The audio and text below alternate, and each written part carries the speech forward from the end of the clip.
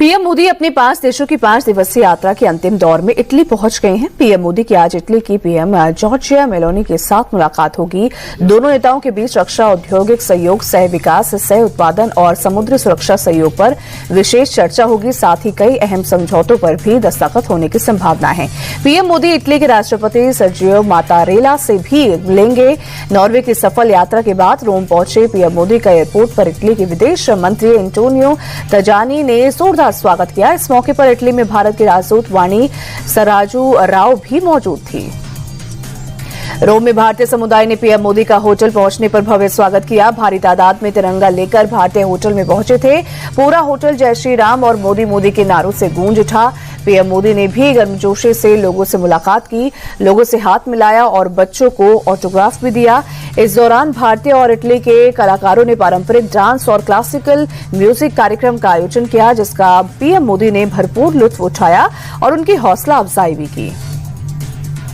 Italy पहुंचने से पहले पीएम मोदी ने नॉर्वे में इंडिया नॉर्डिक समिट को संबोधित किया। पीएम मोदी ने कहा कि नॉर्वे और भारत के संबंध पिछले कुछ सालों में और मजबूत हुए हैं, जिसके चलते नॉर्वे ने भारत में निवेश को 200% तक बढ़ा दिया है, जिसके चलते पिछले 10 सालों में ही हमारा ट्रेड करीब 4 गुना तक बढ़ गया है। आगे पीएम मोदी ने कहा कि भारत विश्व में शांति के पक्ष में है और इस समय कई जगहों पर जंग चल रही है, जिससे उथल पुथल मची हुई है। भारत का स्टैंड है कि बातचीत के माध्यम से मुद्दों को सुलझाया जाए।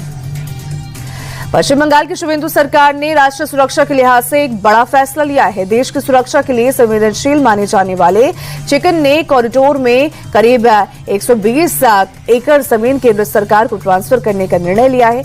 रिपोर्ट के मुताबिक जमीन ट्रांसफर की प्रक्रिया शुरू हो चुकी है। सिलीगुड़ी कॉरिडोर, जिसे आमतौर पर चिकन नेक कहा जाता है, वो देश के मुख्य हिस्से को पूर्वोत्तर राज्यों से जोड़ने वाला बेहद संकरा गलियारा है।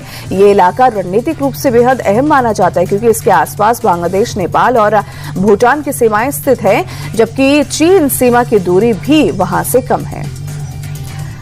शुभेंदु सरकार ने पश्चिम बंगाल में ओबीसी आरक्षण नीति में बड़ा बदलाव किया है। सरकार ने कुल ओबीसी आरक्षण को 17% से घटाकर 7% कर दिया है। साथ ही मुस्लिम समुदायों को दिए जा रहे ओबीसी लाभ को समाप्त करने का फैसला लिया है। पहले ओबीसी कैटेगरी ए में 10% और ओबीसी कैटेगरी बी में 7% आरक्षण मिलता था। अब सिर्फ 7% आरक्षण ही लागू रहेगा। अब बंगाल में कुल 66 जातियां या समुदाय ही ओबीसी आरक्षण के दायरे में आएंगे। इन्हीं सरकारी नौकरियों और अन्य सरकारी पदों पर 7% आरक्षण का लाभ मिलेगा। कोलकाता नगर निगम टीएमसी सांसद अभिषेक बनर्जी की संपत्तियों पर जल्द बुलडोजर चला सकता है। नगर निगम ने अभिषेक बनर्जी से जुड़ी 2 संपत्तियों, जिनमें उनका शांति निकेतन का आवास भी शामिल है, उस पर कथित अवैध निर्माण को तोड़ने का